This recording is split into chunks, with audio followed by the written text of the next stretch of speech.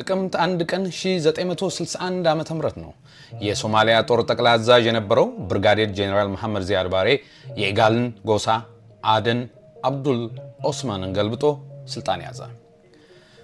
ቅኝ ገዢዎችና የቀድሞ መሪዎች ያራምዱት የነበረውን ታላቋ ሶማሊያ የሚለውን የሳሳት ዓላማ ማራመድ ጀመረ።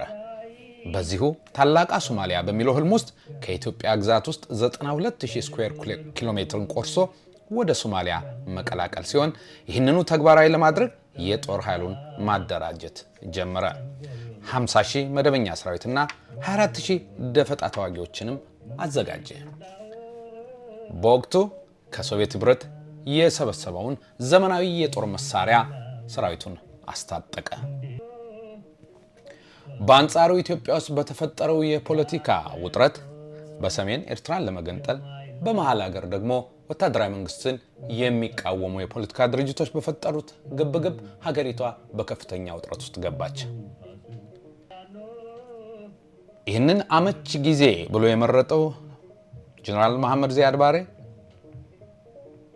የጦር መሰናዶውን አጠናቆ ማንም ሊያቆመው እንደማይችል በማረጋገጥ የጦር ኃይሉን በመሃል ሞቃዲሾ ለሰልፍ ትርኢት አቀረበ።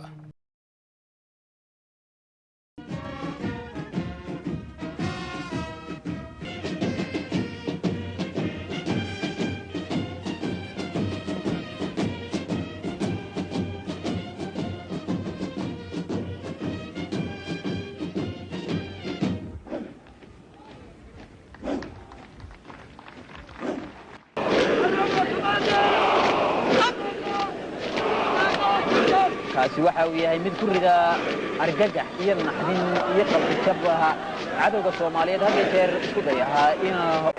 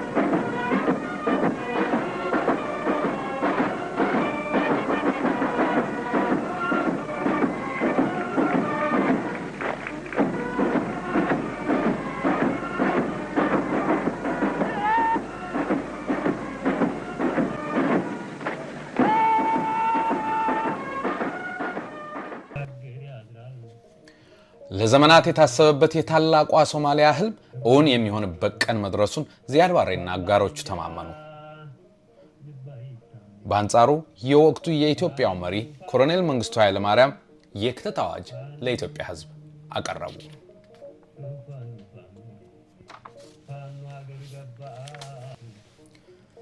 17 ዓመታት ሙሉ ለጥፋት ያዘጋጀው መደበኛ ሰራዊት በማሰለፍ በሐምሌ ወር 1969 ዓመተ ምህረት መሐመድ ዚያድ ባሬ ለጦሩ የመጨረሻውን ትዕዛዝ ሰጠ።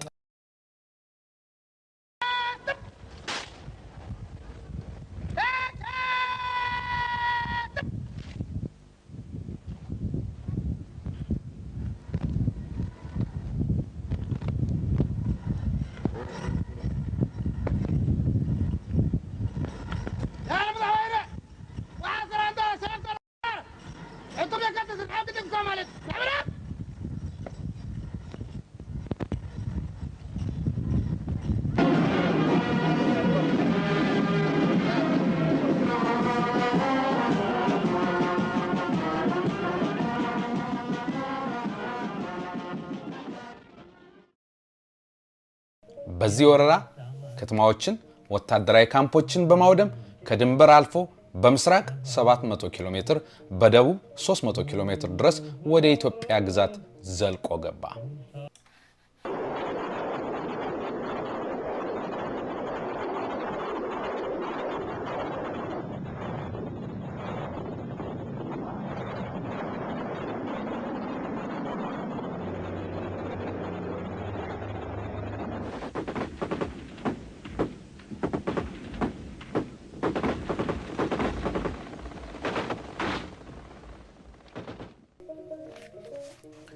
ኢትዮጵያ ጀግና የምትሻበት ቀን ደረሰ። ኢትዮጵያውያን እናቶች በአራቱም ማዕዘን ጀግና ማማጥ ጀመሩ። ብዙ እናቶች ምጥ ከተያዙበት ቦታ አንዱ የደብረ ዘይቱ የአየር ኃይል ግቢ አንዱ ነበር። አዋላጆች፣ ነርሶች፣ ዶክተሮች ሁሉም ተሰባስበው የጀግናን መወለድ ይጠባበቃሉ። ሁሉም የአየር ኃይል ባልደረቦች በግቢ ውስጥ ተሰባስበዋል። በሀገራቸው ሰማይ ላይ የመከራ ደመና ማንዣበቡንም ተረድተዋል። በሐሳብ ፍዝዝ ግዝዝ ብለዋል። ሁሉም ወደ ኋላ መለስ ብሎ ማሰብ ጀመሩ። ከ40 ዓመት በፊት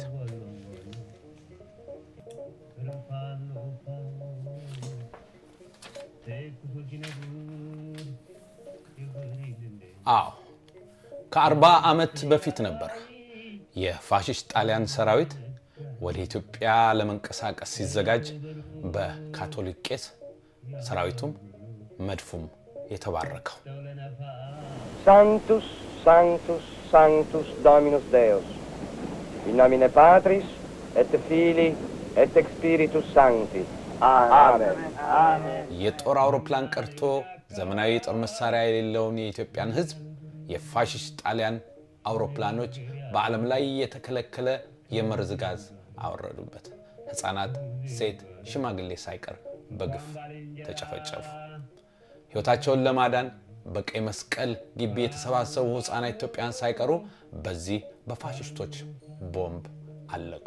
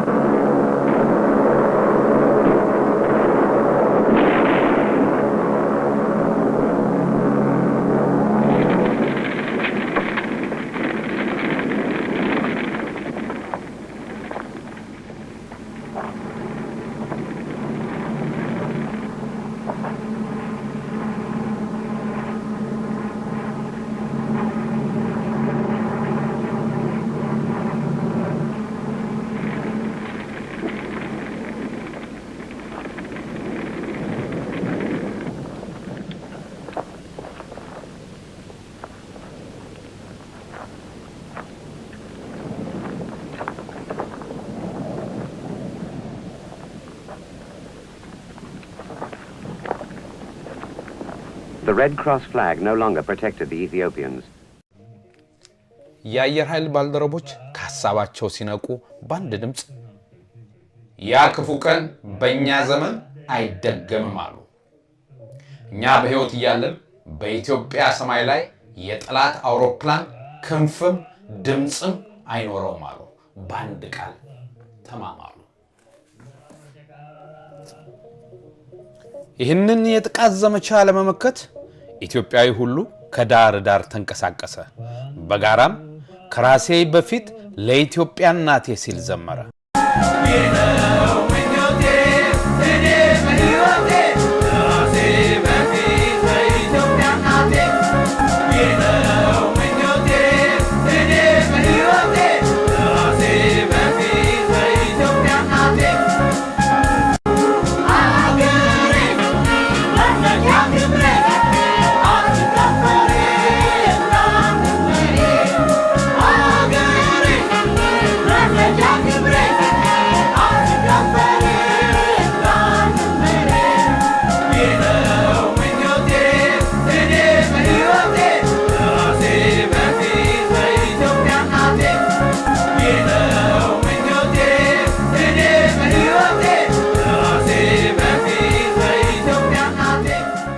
የኢትዮጵያ አየር ኃይልም በዘመናዊ ትጥቅ እጅግ ከሚበልጠው የሶማሌ ኃይል ጋር ለመፋለም መሰናዶውን አጠናቀቀ።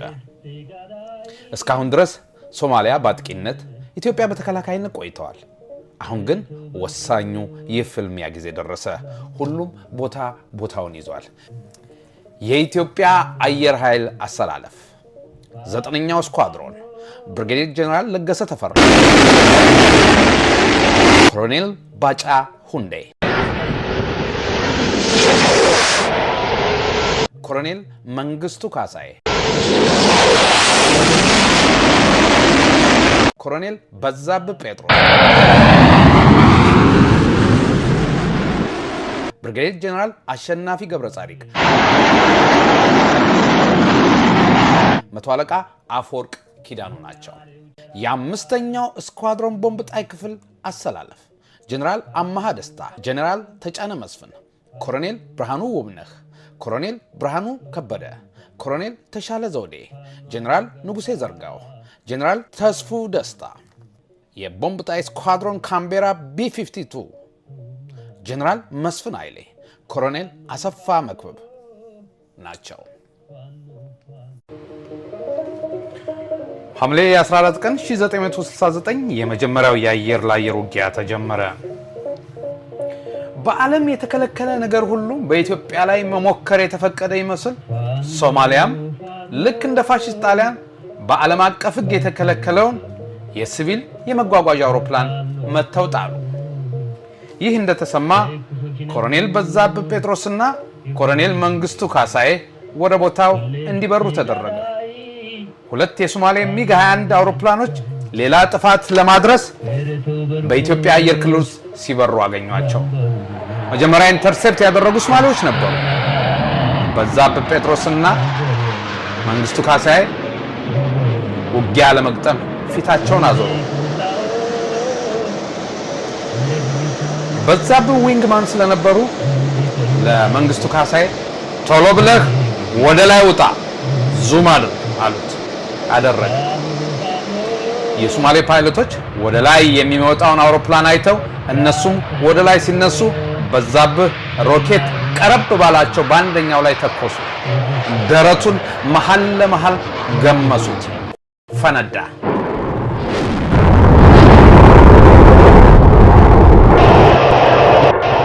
መንግስቱ ካሳዬን ወደ ላይ መውጣቱን ተወና ፊት ለፊት ስትሬት ኤንድ ሌቭል ለመተኮስ ሲዘጋጅ የሶማሊያው ፓይለት ፊቱን አዝሮ ሸመጠጠ፣ ወደ ሀገሩ ፈረጠጠ። ሚግ 21 እና F5 በፍጥነትም በጉልበትም ስለማይገናኙ ለጊዜው የሶማሊያው ፓይለት ነፍሱን አተረፈ። ሶማሊያም ለአንድ ቀንም ቢሆን አንድ አውሮፕላን አደረላት። በዛብህና መንግስቱ ግን በድል አድራጊነት ወደ ምድብ ቦታቸው ተመለሱ። በአየር ለአየር ውጊያ አንድ አውሮፕላኗን ያጣችው ሶማሊያ ለበቀል 3 ሚግ 21 አውሮፕላኖችን አሰማራች። እነዚህ አውሮፕላኖች ገና የሶማሊያን ክልል ሳያልፉ የራዳር ሰራተኞች አዩዋቸው። ወዲያውም ትዕዛዝ መጣ። ለጀነራል ለገሰ ተፈራ ተነገራቸው። አብረዋቸውም ኮሎኔል ባጫ ሁንዴና መቶ አለቃ አፈወርቅ ኪዳኑ ተመደቡ። ለገሰም ለሁለቱ ባልደረቦቻቸው 3 ሚጎች ናቸው እንግዲህ አንዳንድ ይድረሰና አሉ በቀልድ መልክ። ሶስቱም በደስታ እየተሳሳቁ ወደ F5 አውሮፕላናቸው አመሩ። ለገሰ አውሮፕላናቸው ውስጥ እንደገቡ ቴክኒሻኑ አስፈላጊውን ፍተሻ አድርጎ እንደጨረሰ ትኩር ብሎ አያቸው። ለገሰም በአይዞባይነት ስሜት በድል እንመለሳለን አሉት። ቴክኒሻኑ በድል ተመለሱ ብሎ ከመሰላሉ ወረደ። ሶስቱም ተንደረደሩ። ሆ ብዬ መጣለሁ እያሉ ወደ ሰማይ ከነፉ።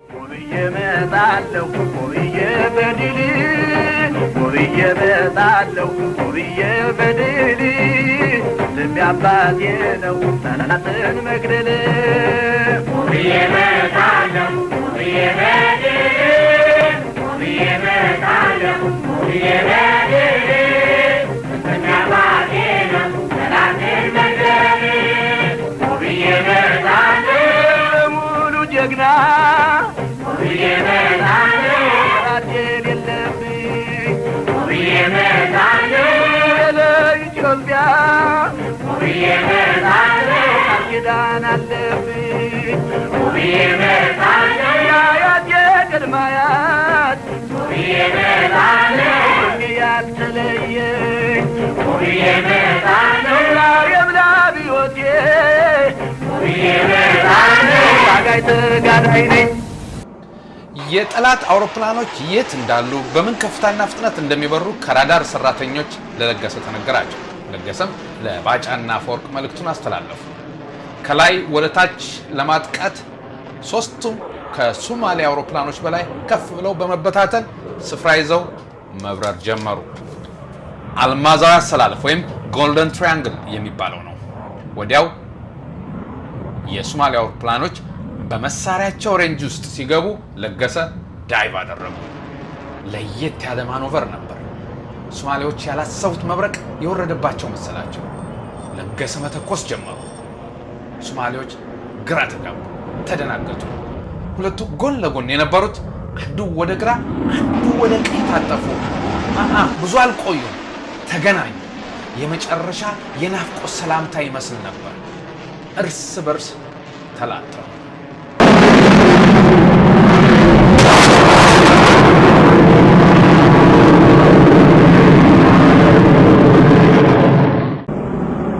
ለገሰም ፈገግ አሉና ወደ ነባጫ ቀና ሲሉ ነባጫ የተረፈውን አንድ አውሮፕላን ሲያባሩ ተመለከቱ።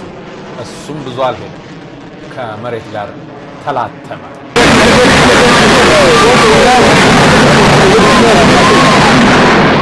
ለገሰም የሰው መሬትና አየር በግፍ ሰው የገባ እኛ ብቻ ሳንሆን ተፈጥሮ ይታገለዋል አሉ። ባጫና አፈወርቅም ዋናው ድሉ ነው ጌታዬ አሉ። ለማንኛውም ኢትዮጵያ 4-0 እየመራች ነው። በሁለት ቀን የአየር ለአየር ውጊያ ሶማሊያ 4 ሚጓን አጣለች። እነለገሰም በድል ተመለሱ። ሆ እያሉ እንደገና ሆብዬ መጣለሁ ሆብዬ በድል ሆብዬ መጣለሁ ሆብዬ በድል ልቤ አባቴ ነው ጠላትን መግደል ሆብዬ መጣለሁ ሆብዬ በድል ሆብዬ መጣለሁ ሆብዬ በድል ልቤ አባቴ ነው ጠላትን መግደል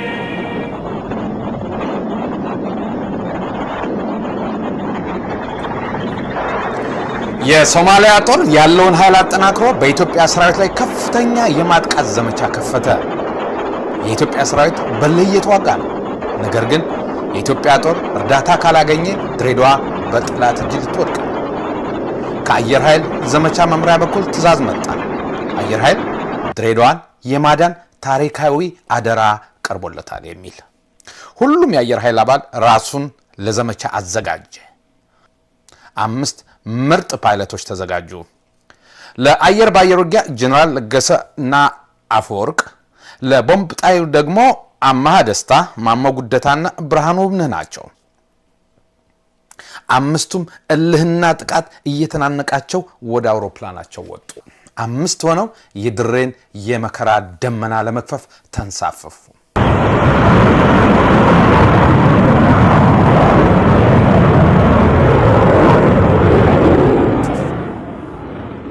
የኢትዮጵያ ሰራዊት በከፍተኛ ሁኔታ እየተጠቃ ነው። የሶማሌ ታንኮች ከባድ መሳሪያዎች በድሬዳዋ አየር ኃይል አውሮፕላን ማረፊያ ውስጥ ይርመሰመሳሉ። እግረኛው ጨበጣ ገብቷል። ግማሹ ወደ ኋላ ማፈግፈግ ጀምሯል። የሰማዩ ጀግና ጄኔራል ፋንታ በላይ በጅፕ ላይ ሆነው ሰራዊቱን ከመሬት ያስተባብራሉ። የሚሸሸውን ተመለስ ይላሉ። በሌላ በኩል የሰማይ ላይ ጓደኞቻቸውን የት ደረሳችሁ ይላሉ፣ በርቱ ይላሉ፣ ይማጸናሉ። ለድሬዳዋ ህዝብም አየር ኃይል እየደረሰ መሆኑን አበሰሩ። ህዝቡም እልልታና ጩኸቱን አቀለጠ። በጀነራል አማሃ የሚመራው ቦምብ ጣይ ቡድን ዝቅ ብሎ እየበረረ ወደ ኢላማው ሲጠጋ ጀነራል ለገሰና አፈወርቅ አየር ላይ የሶማሌን አውሮፕላኖች ማሽተት ጀመሩ። እነ ጀነራል አማሃ አየር ኃይል ግቢ ውስጥ የሚተራመሰውን ታንክና ጨለንቆ አካባቢ የሰፈረውን የጠላት ጦር ሲመለከቱ ወይ ድሬ እኛ በህይወት እያለን አሉ። ዳይቭ መግባት ጀመሩ። አማሃ ገብቶ ሲወጣ ማማ ጉደታ ይተካል። ማሞ ሲመለስ ብርሃኑ ይወርዳል። ለሶስት ተቀባበሉት።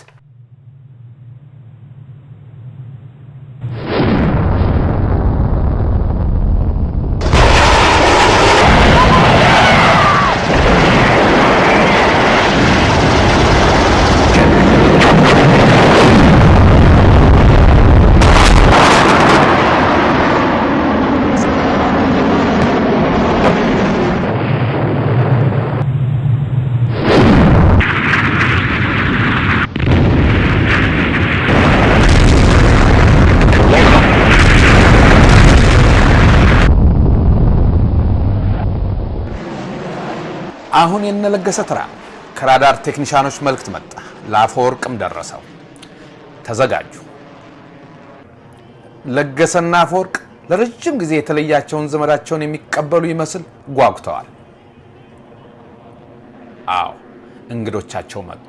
ሁለት ሚጎች ናቸው። ለገሰ አንዱን ኢላማቸው ውስጥ አስገቡና አፈወርቅን እንዴት ነህ አሉት። ጌታዬ በስሏል አለ።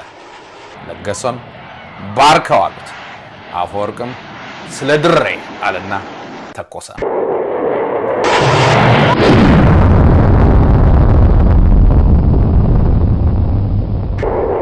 ለገሰም በግፍ ስለደፈራቸዋት ኢትዮጵያ አሉና ሚሳኤል ለቀቁት።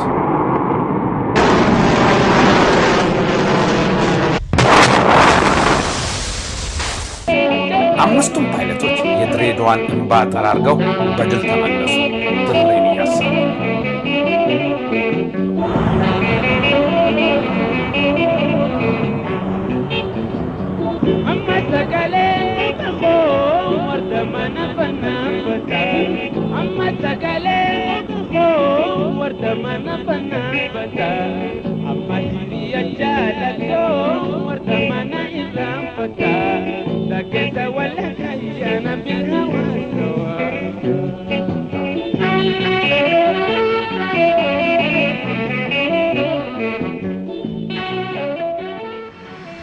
ጦርነቱ ሲጀመር ሶማሊያ 28 ሚግ፣ ኢትዮጵያ ደግሞ 4 F5 ተዋጊ አውሮፕላኖች ነበሯቸው።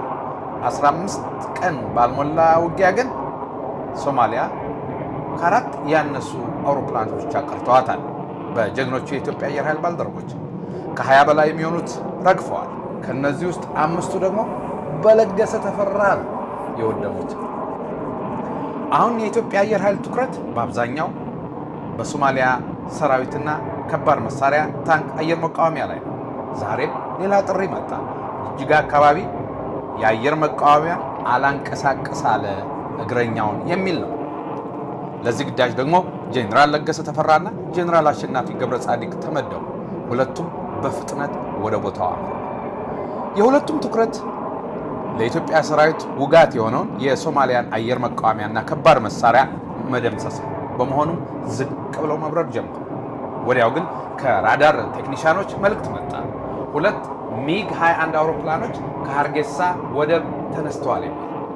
ለገሰና አሸናፊም በአንድ ድምፅ የተረፉ አሉ ማለት ነው አሉ። ወዲያው ቦታ ለመያዝ ጀነራል አሸናፊ ወደ ላይ ወጣ። ለገሰም ተከተለ። አሸናፊ ወዲያው አያቸውና አንዱን ኢላማ ውስጥ አስገብቶ ለለገሰ የደረሰ ሞክት ነው አለ። ለገሰም ባርከዋ አለው። አሸናፊ ጊዜ አልሰጠው። እቸኩላለሁ አለና ለሶማሊያው ፓይለት ፖስታው ለገሰ በልክ አስቀምጠኝ ብሎ ወደ ሁለተኛው አውሮፕላን አነጣጠረ። አገኘ።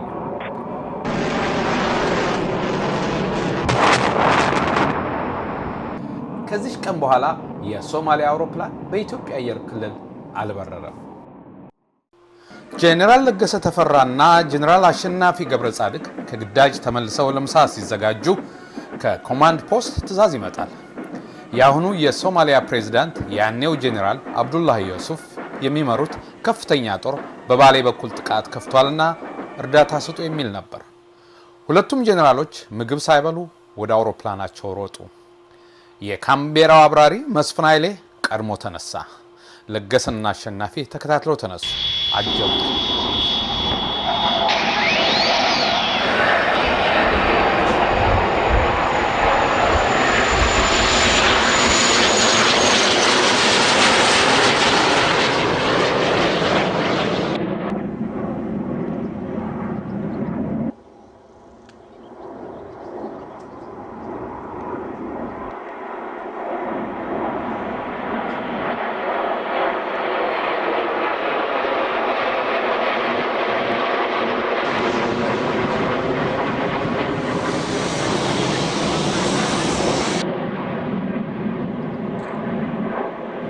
የተላኩበት ቦታ ሲደርሱ ለገሰ ለመስፍን ኃይሌ የጠላትን አሰላለፍና አቀማመጥ ለመንገር ዝቅ ብሎ መብረር ጀመረ።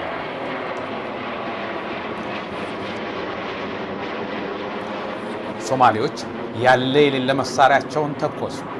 አዎ ለመጀመሪያ ጊዜ ተሳካላቸው። የለገሰ አውሮፕላን ተመታች።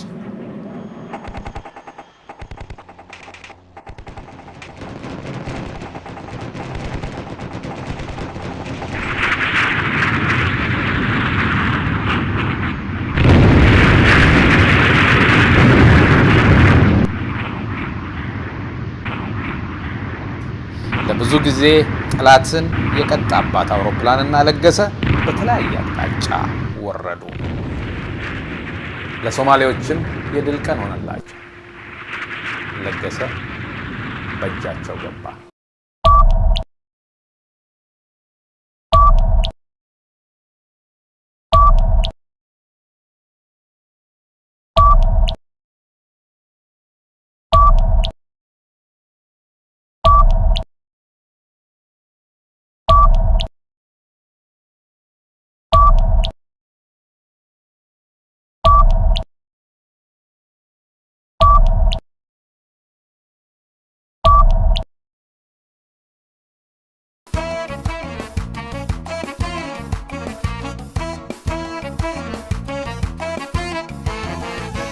ጀነራል ለገሰ ተፈራ ጦርነትንም መከራንም አሸነፈ። ከ11 ዓመት የመከራ እስር በኋላ በድል ለሀገሩ መሬት በቃ።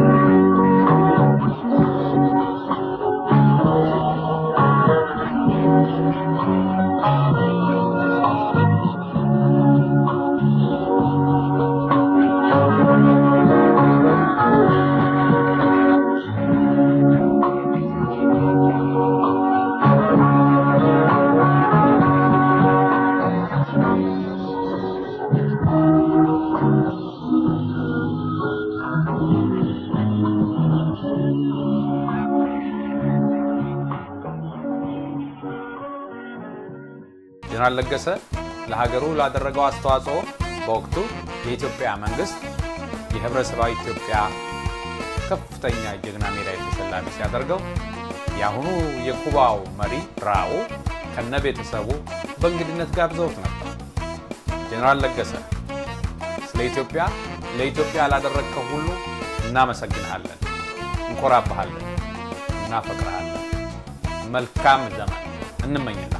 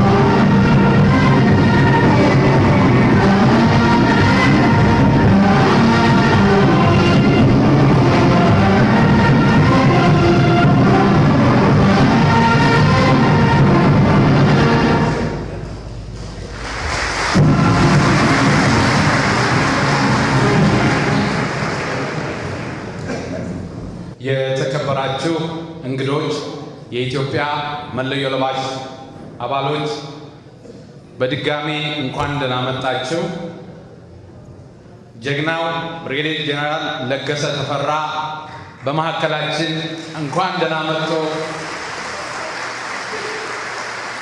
እኔም በበኩሌ ስሞትን ስጠራ ክብር ይሰማኛል። ሁላችንም እንኳን ደስ አለን። ኢትዮጵያዊ ጀግናን ማክበር በመቻላችን ደስተኞች ነን። እንኳን ደስ ያለን ሁላችንም።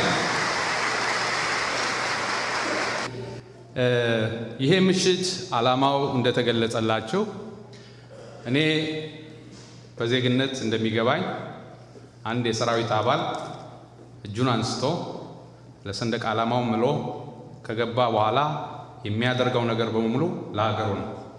ስለ ሀገሩ የከፈለው ሁሉ ክብር ሊሰጠው ይገባል። የዛ ሰራዊት አባል በመሆናችሁ ሁላችሁም እኔ ሲቪል በመሆኔ ዝቅ ብዬ እጅ ነሳችኋለሁ።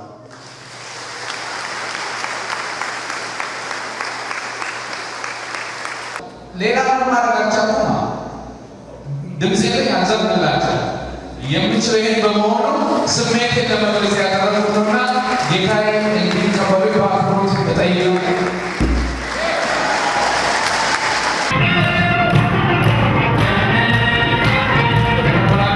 እንግዶቻችን ሽልማቱ ጀነራል ለገሰ ያበሯት የነበረችው F5 አውሮፕላን ሙሉ እንዳለ ተሰርታ እሷ ከነበሯ ጽሑፉ ይነበባል።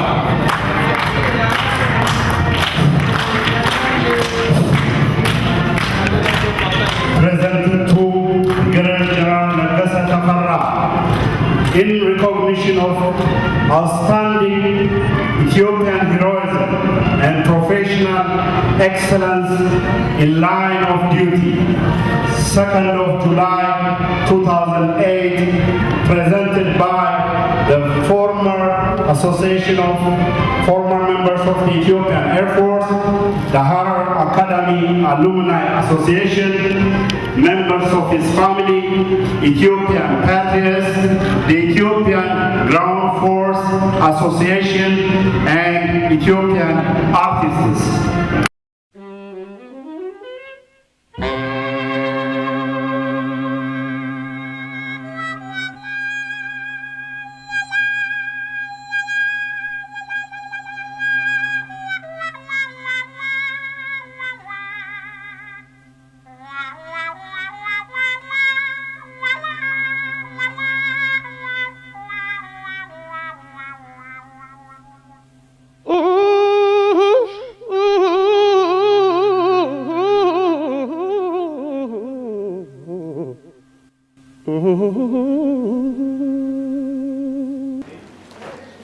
ቅድም ታማኝ ሲናገር ብርጌዲየር ጀነራል ለገሰ ተፈራ የብሔረሰባዊት ኢትዮጵያ ጀግና ሜዳሊያ የተሸላሚ የአየሩ ላይ ነብር ብለን በታሪክ ስንዘግባቸው የነበርን በሞታቸውም ጊዜ ታሪካቸውን በሚገባ የተናገርንላቸው የእሳቸው በሕይወት አለመኖር ሳይሆን እሳቸውን ሲያስታውስ ለነበረው ለታላቁ የሀገሬ ልጅ ለታማኝ በየነ በወንድማቸው በኩል ይህችን ማስታወሻ ስጥልኝ ብሎ ስላቀረበ ታማኝ የኔ ወንድም በክብር እንድትቀበለኝ በክብር እሰጥሃለሁ።